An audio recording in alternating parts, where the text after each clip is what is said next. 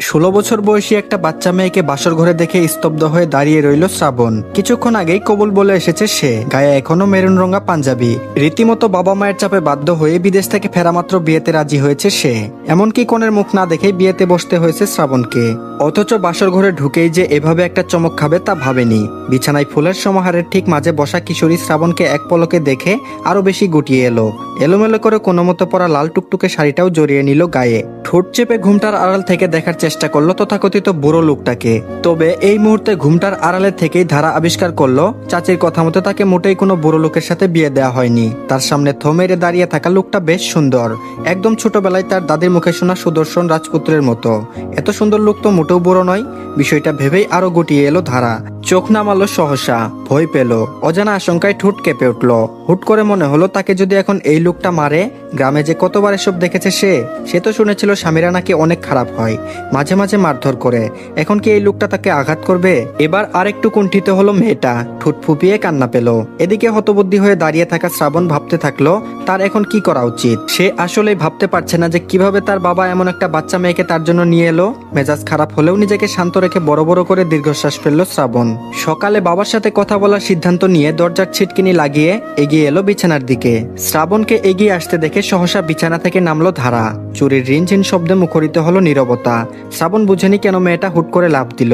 পুরোপুরি বিছানার কাছে আসতেই ধারা দ্রুততার সহিত ঝুঁকে শ্রাবণের পা ছুঁয়ে সালাম করলো। পায়ে কোমল হাতের স্পর্শ পেতেই চমকালো শ্রাবণ, কিন্তু নড়ল না, ভ্রু কুচকে রইল। সালামের পাট চুকিয়ে দাঁড়ালো ধারা। ঘুমটাটা এখনো গলা অব্দি, মাথা নিচু করেই হাত কচলাতে শুরু করলো। এখানে বসিয়ে রেখে তখন তাকে এক খালা বলেছিল যাতে উনি আসলে পা ছুঁয়ে সালাম করে। শ্রাবণ ভ্রু কুচকে তাকিয়ে দেখতে থাকলো মেয়েটার ছটফটানি। কেন এভাবে মুচড়াচ্ছে মেয়েটা? সে কি কিছু বলেছে নাকি করেছে? কি বলবে তা বুঝতে না পেরে শ্রাবণ লক্ষ্য করলো গরমে মেয়েটা হয়তো ছটফট করছে। তাই ফট করে বলল, ঘুমটা উঠিয়ে নাও, স্বামীর সব কথা শুনবে। বারবার এই কথা বলা হয়েছে ধারাকে, সর্বদা নাকি স্বামীর সব কথা মেনে চলতে হয়, না হলে আল্লাহ বেজার হয়। গুরুজনদের কথা মনে রেখেছে ধারা, তাই সে বাধ্যের মতো দুহাত উঠিয়ে ঘুমটা উঠিয়ে ফেললো। সাথে সাথে লাল হয়ে যাওয়া রক্ত জবান নেই মুখশ্রীর দেখা পেল শ্রাবণ। স্নিগ্ধ মুখটা চোখে পড়তেই কুচকানো ভ্রুজোড়া শিথিল হয়ে এলো। গাঢ় করে কাজল দেওয়া টানা টানা চোখটা নিচে নামানো। সদ্য কৃষ্ণচূড়ার মতো লালিমা তার গালজোড়া রাঙিয়ে তুলছে। বয়সের কৈশোর সুলভ স্নিগ্ধতা আর ভয়ের মিশেল থাকা মুখটা যেন অবিচারিত সৌন্দর্যের নিঃশব্দ প্রতিবাদ। পাতলা গোলাপি ঠোঁট জোড়া ক্ষীণ কাঁপছে ধারার। নাকের পাশে ছোট্ট টিলটা মুহূর্তেই নজরে এলো শ্রাবণের। সাথে সাথে ঢুক গিলল শ্রাবণ। কি এক পরিস্থিতিতে পড়লো সে, ধারা বুঝলো না কিছু। লাল রঙা শাড়িটা তার কোমল হাত দুটো আঁচল জড়িয়ে ধরেছে বাচ্চাদের মতো, যেন নিজেকে কোনোভাবে আগলে রাখার ব্যর্থ প্রয়াস। ছোট ছোট চুলগুলো কপালে এসে সুরসুরি দিয়ে বিরক্ত করলে ধারা চুরি পরিহিত হাতটা উঠিয়ে ঠিক করলো চুল। ঘামে ভেজা কপালটা শাড়ির আঁচল দিয়ে মুছে নিল। শ্রাবণ এবার ঠোঁট কামড়ে তাকালো ধারার দিকে। এক মুহূর্তের জন্য আবিষ্কার করলো মেয়েটার বয়স কম, তবে স্নিগ্ধতা অফুরন্ত। গলা ভারী হয়ে এলো তার, চোখ সরিয়ে নিল সেই মুখ থেকে। কারণ তার সামনে থাকা এই কিশোরী মেয়েটা কোনো স্ত্রী নয়, একেবারে শিশু। কোনো ভালোবাসার উদ্রেক হলো না তার ভিতর, বরং জেগে উঠলো প্রবল এক মায়া। কিছুক্ষণ ভেবে নিজেকে বুঝ দিল শ্রাবণ।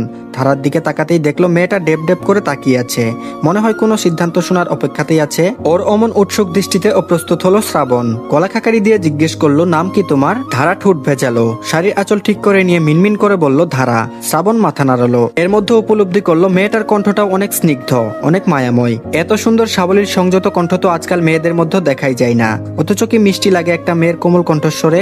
শ্রাবণ এবার ঠোঁট ভিজিয়ে আশেপাশে তাকিয়ে বলল, সোফায় ঘুমোতে পারবে? ধারা আর চোখে পাশে থাকা সোফাটা দেখে নিল।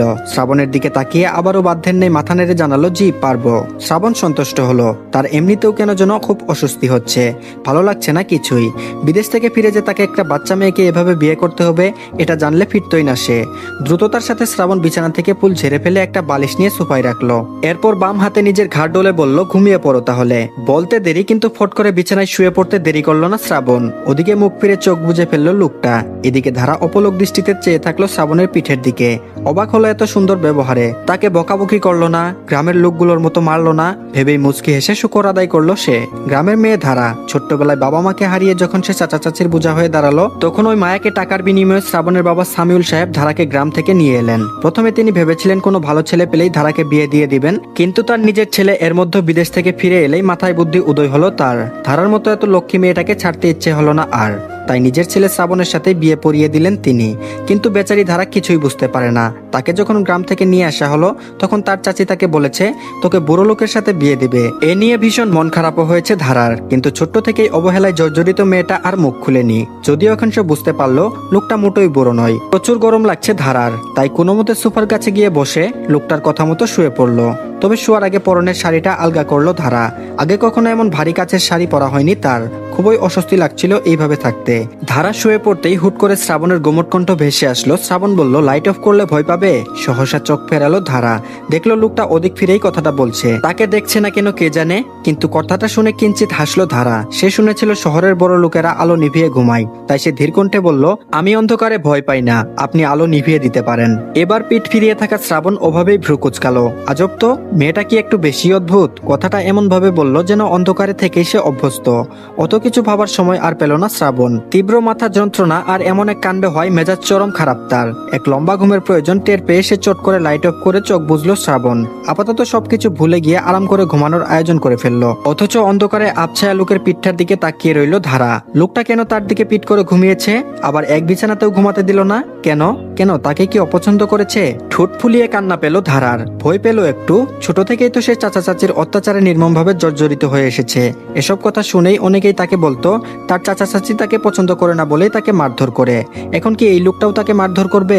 চিন্তায় ভয়ে আতঙ্কে সারা রাত আর ঘুমাতে পারলো না ধারা। প্রতিদিন ভোরে ঘুম থেকে ওঠা শ্রাবণের অভ্যাস, তাই বরাবরের মতো আজও ভোরের আলো ফুটতেই তার চোখ মেলতে শুরু করলো। কিছুক্ষণ ঘুমের রেশ কাটিয়ে উপর হয়ে শুলো সে।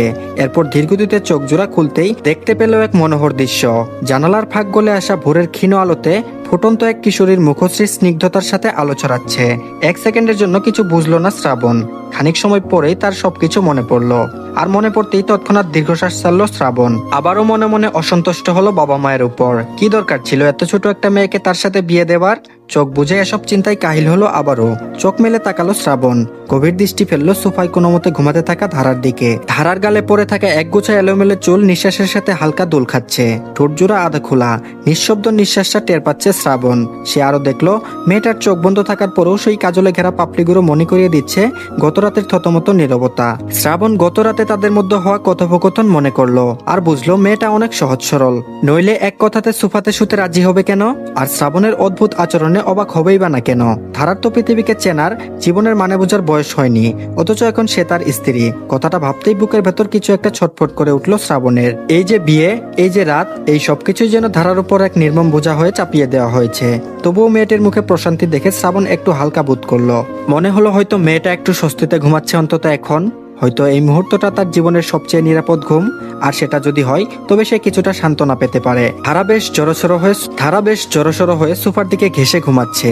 হয়তো আগে কখনো এমন ভাবে এমন জায়গায় ঘুমায়নি। এক মুহূর্তের জন্য মায়া হলো শ্রাবণের। এভাবে মেয়েটাকে সোফায় বলা কি উচিত হয়েছে তারই বা কি করার? মেয়েটাকে বউ হিসেবে মানতে ইচ্ছে করছে না যে। শ্রাবণ নিঃশব্দে উঠে বসলো, খুব ধীরে, যেন একটা পাতা নাড়ানোর শব্দও না হয়। মেয়েটাকে বউ হিসেবে মানতে ইচ্ছে করছে না যে। শ্রাবণ নিঃশব্দে উঠে বসলো, খুব ধীরে, যেন একটা পাতা নাড়ানোর শব্দও না হয়। তারপর চুপচাপ জানলার কাছে এসে দাঁড়ালো। চোখে তখন এক নতুন ভাবনার ছায়া। মনে মনে ভাবলো এই কিশোরীর দায়িত্ব এখন আমার। আমি চাইলেও এখন আর নির্বিকার থাকতে পারি না। এখন আমার উচিত হবে তাকে আগলে রাখা, তাকে বড় হতে দেওয়া সময়ের মতো ধীরে ধীরে। কিন্তু নরম ভোরের আলোয় দাঁড়িয়ে থাকা শ্রাবণ এই কিন্তুতেই আটকে গেল। জানালার ধারে দাঁড়িয়ে বাইরের আলোর রেখাটিকে চোখে মেখে নিতে চাইলো। ভেতরের ধাঁধাটে ভাবগুলোকে স্পষ্ট করার চেষ্টা করলো। কিন্তু যতই ভাবছিল মনের ভেতর ততই গুটিয়ে আসছিল এক অসম্পূর্ণ বাস্তবতা। এই মেয়েটা তার স্ত্রী, তার ঘরে, তার জীবনে সে তাকে কোথায় দাঁড় করাবে? এই প্রশ্নগুলো ঘূর্ণির মতো তার মাথায় পাক খাচ্ছিল। বন্ধুদের মুখ ভেসে উঠলো তার চোখে, তাদের হাসি, ব্যঙ্গ আর অবিশ্বাস। তারা নিশ্চয়ই বলবে তুই কিনা এক কিশোরী মেয়েকে বিয়ে করে এনেছিস। আর কি কোনো মেয়ে ছিল না যে একেবারে স্কুল পুরা মেয়েটাকে নিয়ে এলি? শ্রাবণের কপাল কুঁচকে উঠলো, গলা শুকিয়ে গেল। মনে হলো শরীরে রক্ত যেন এসে জমাট বেঁধে যাচ্ছে। ঘুমন্ত ধারার মুখের দিকে আরেকবার তাকালো শ্রাবণ। নিষ্পাপ মুখটা দেখে মায়া আর বিরক্তির মাঝে দুলতে লাগলো তার অনুভব। মনে মনে ভাবতে লাগলো আমি কিভাবে এই মেয়েটাকে পাশে নিয়ে সমাজে দাঁড়াবো আমার পরিচিত পরিসরে? এটা তো এক অদ্ভুত দৃশ্য হবে। কেবল হাসির খোরাক নয়, এক ধরনের অসম্মান। নিজেকে এক অদ্ভুত বেদনার মাঝে টেনে আনতে লাগলো শ্রাবণ। মনের কোণে রাগ জমছিল বাবার উপর, এই অবুঝ পরিস্থিতির উপর, এমনকি নিজের উপরও।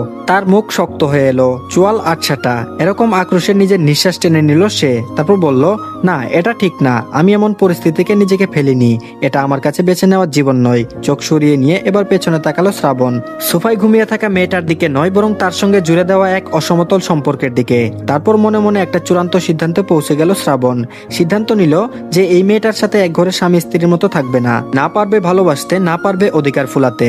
আলতু করে চোখ বুজে নিচু স্বরে বিড়বিড় করলো শ্রাবণ। তারপর বলল, মানুষ হিসেবে মায়া দেখানো যাবে, কিন্তু বউ হিসেবে কোনো অনুভূতি আসবে না এই মেয়ের উপর।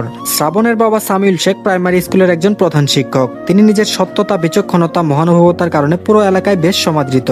খুব বেশি বড়লোক না হলেও পুরো পরিবার নিয়ে দুবেলা মাছ ভাত খাওয়ার মতো উপার্জন আছে তার। একমাত্র ছেলে শ্রাবণ ও স্ত্রী সালমা বেগমের সাথে তিনি বেশ ভালোই আরামায়েশে দিন কাটান। সারাদিন স্কুলে থেকে বিকেলে বাড়ি ফেরেন।